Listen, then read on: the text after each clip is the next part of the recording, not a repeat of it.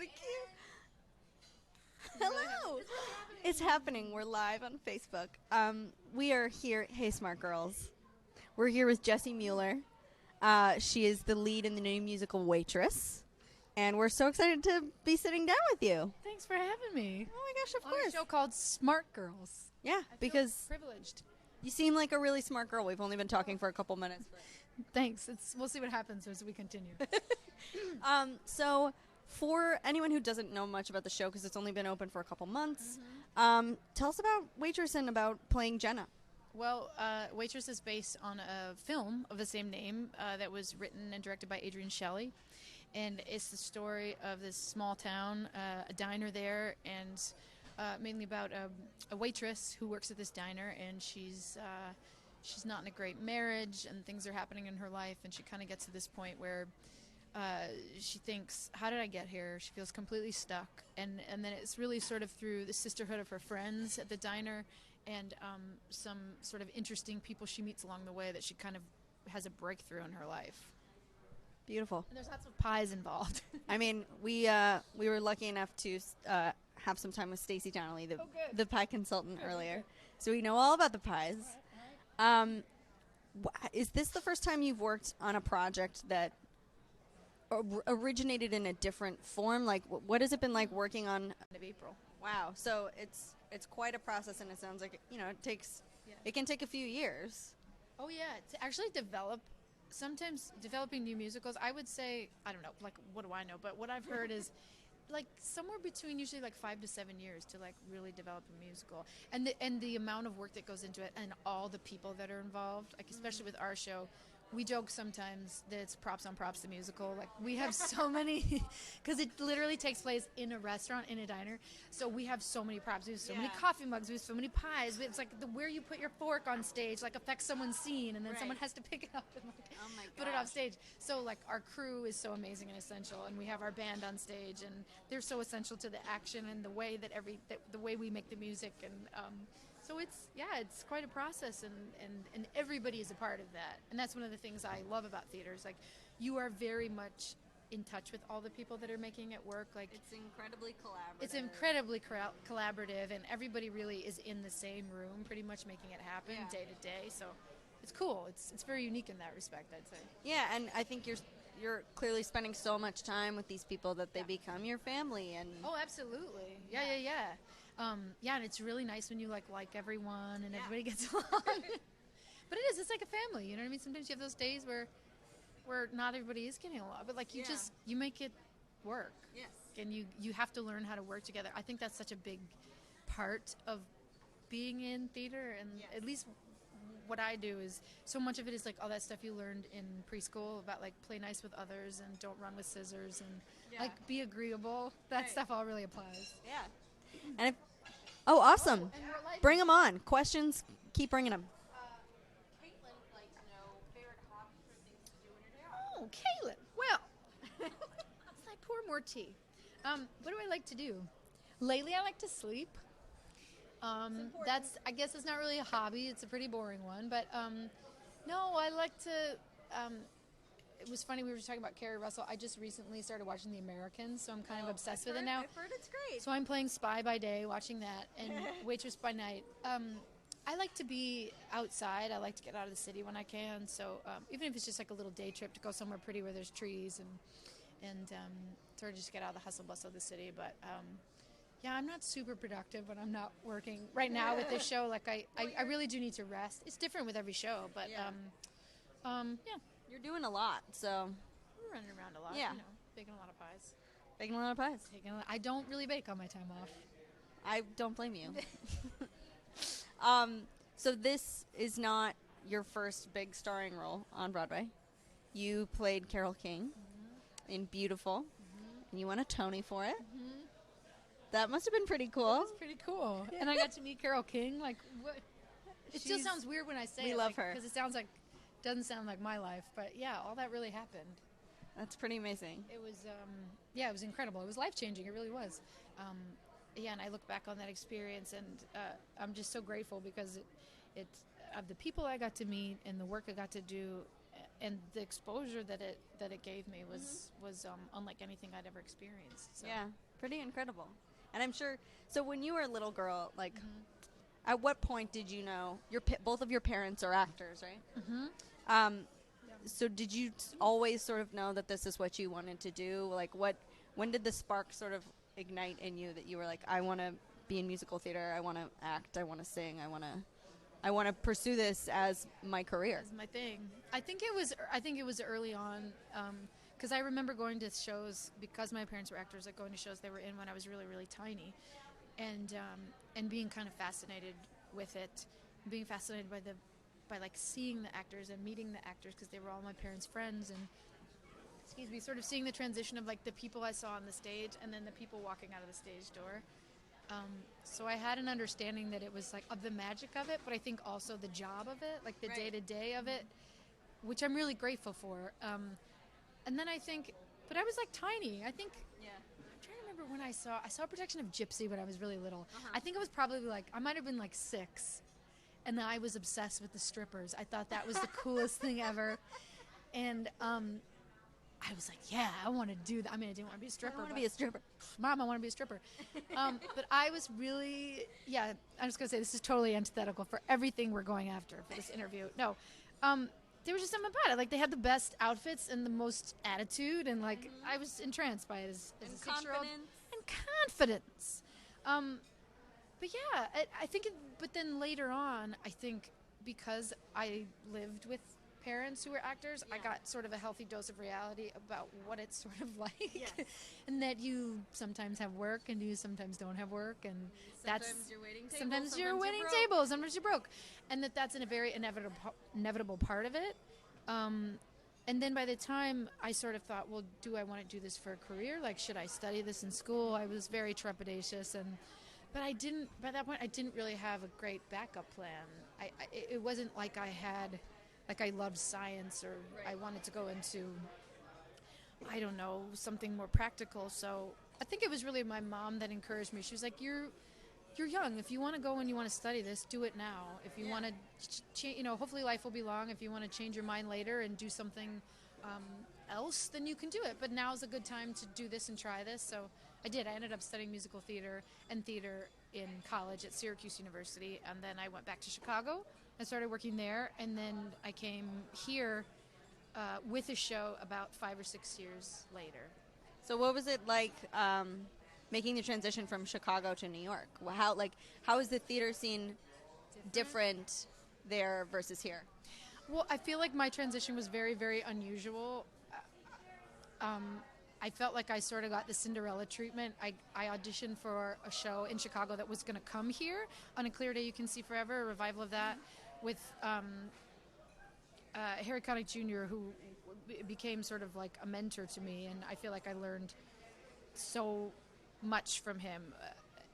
But it that's how I came here. Like, I auditioned in Chicago and was involved in a workshop in a lab we sort of talked about. So these sort of like pre-production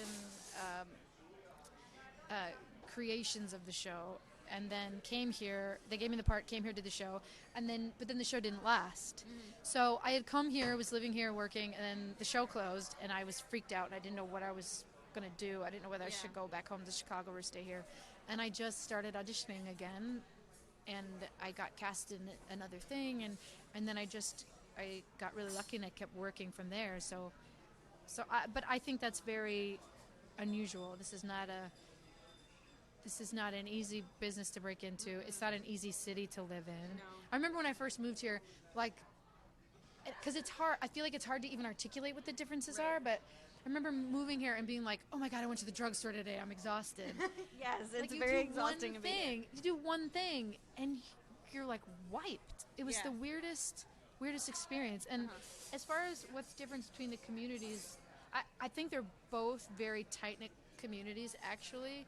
I think the biggest difference is just like how sort of the machine works. Like there's not as much, things are produced differently in Chicago. There's not as much marketing necessarily behind the way things are driven, the way they have to be driven here. And so I don't know. I guess that's the biggest difference to me. Yeah. I was just thinking about, you talking about trying to figure out what was next for you when that first show ended, and I almost think like if you're in a place where you're freaking out, it's really good to just look at what's in front of you, what's immediately in front of you, and take things step by step. What's the next step? Yeah. Yeah. We have some more questions coming in. Well, first of all, you're getting a lot of love, and people are super thrilled that we're talking to you. Oh, thank you. Yay. Thanks for watching, guys. Thanks for watching. So we got a bunch coming in. Well, this is just a really nice one. Jenna says, I love Jessie so much. Saw my first Broadway show on Friday, and it was Waitress. First Broadway show, Jenna. Jenna. So Shout out to Jenna. Her first Broadway show was I love Waitress. that. And she saw a character named Jenna. How cool is that? That always happens. Whenever if you call Broadway and you say it's my first Broadway show, they'll make a character with your name. Yeah, it happens every single time. So, you know. So, just so you know. And we've got a question from Lily. Uh-huh. Says you're a huge inspiration to her, and she can only dream of meeting you. She says, what is your dance experience? It seems like it's impossible to be in music. So in case you couldn't hear, the question is about what Jessie's dance experience is. And you couldn't hear that because Jessie was laughing. My dance experience is not great. I mean, I took ballet when I was a little kid. Who didn't? I was like the chubby girl in the ballet class. But I loved it. And I kept doing it until I got to that age where I started to get really intimidated by stuff like that. And I think I gave it up, and I wish I hadn't. If I had known then what I know now, it's like, who cares? Yeah. But I've always liked to dance. Isn't that line from Guffin? He was like, I could really dance, move. Or maybe that's the other one. That's some Best in Show, I think. But I don't think it's not necessary that you have to dance. I mean, I think it's a good skill to develop if you can. Also, just because I think learning some basics in dance help you if you're going to do musicals, because it also helps with your musicality. It helps with your ability to what's the word I want? You might not always be dancing, but you might have to like move a coffee pot on count 3 and make sure you're handing it to a person. You gotta have some sense in of the rhythm. right way, like a sense of rhythm and a sense of your body and space and spacing and movement and things like that. But like, I mean, if you can't do a triple pirouette, it doesn't mean you're never going to work on Broadway if that's what you want. It's all. I think it's all about having a good, well-rounded set of skills, but also developing your specific skills. If that's something that you feel like you're good at and you should develop it, then develop it. But I don't have great dance skills. I don't know. I doubt that. I've had to learn on the job. Like, my dance experience has been like trial by fire. Like like I've gotten into a show where the choreography demanded me to do something, and I just like had to figure it out. Yeah. I'm a really slow learner when it comes to dancing. But I think it's also a good way to sort of help you let go of your inhibitions a little bit. Oh yeah. Oh yeah. Like, I love Dancing with the Stars, that show, and I think that show is so phenomenal because it's all about watching people who didn't think they could dance. And it's like, I love that. I think that's fascinating. Like you said, it's about challenging yourself to do something that you didn't think you could do. Yes, absolutely. Great question coming in from Cassidy. What's something you wish you would have known before college auditions? Oh, great question. Third time, love you and the show so much. Great. Question about college auditions. Yeah. A college audition will not make or break your life. Where you go to college will not make or break your life. Where you study acting, if you want to go into theater, will not make or break your life. I just happen to believe that. I think a huge part of going to college is about learning who you are, and embracing that period in your life, which is so wonderful and beautiful because you're out of high school and you're not quite in the real world yet, but you're kind of on your own for the first time, and it's like this wonderful little cushy pillow of a place you get to be for a while before you go out into the real world. And if you're doing auditions for theater and stuff, I don't do something that you think somebody wants to see. I think that applies for all auditions. I think if theater programs are smart, and I think they're getting smarter, what they're looking for is they're looking for who you are. So look for something that you feel like speaks of you, speaks of yourself, fits yourself, something that a song, if you're singing a song that you relate to, a song that you like singing. The same thing goes for if you're doing a monologue or scene work or whatever. Do something don't try to do what you think someone wants. Do something that resonates with you, because it's always going to be better and it's always going to be more truthful. That's such good advice. I have a question for you. Yeah. Do you have any rituals that you partake in before you get on stage? What time is it now? It's like 5:40ish. Yeah. You have a show at 7:30 tonight. When you head over to the theater and you start to prepare and sort of get in the zone, and you have lots to think about. You have to think about blocking and your character, and you also have to think about all those props. Like, what helps you sort of focus? I think for me it's just the routine of it, and it's different every day. Excuse me. I'm not necessarily. It's different for every show too. For a while with this show, like I would come in every day and I'd stretch for 20 minutes. Sort of this like the same steps of stretching. And it's like I did that for a while, and that felt really good. And then there were days where there were really busy days where you don't have time to come in and do something like that. So you just like have a cup of water and an espresso and like try to get your mind in the game. Yeah. So for me, it's really different every day. Some days I have to warm up vocally more than others. Right. A big part of my ritual too is just the people that I encounter, and my wonderful dresser, and the wonderful lady that does our wigs, Dell and Jenny, like, because those are the people that also we share the space together. Yeah. We come in at the what we call half hour, which is half hour before the performance happens, and there's like a ritual. There is a ritual, a routine to what we do,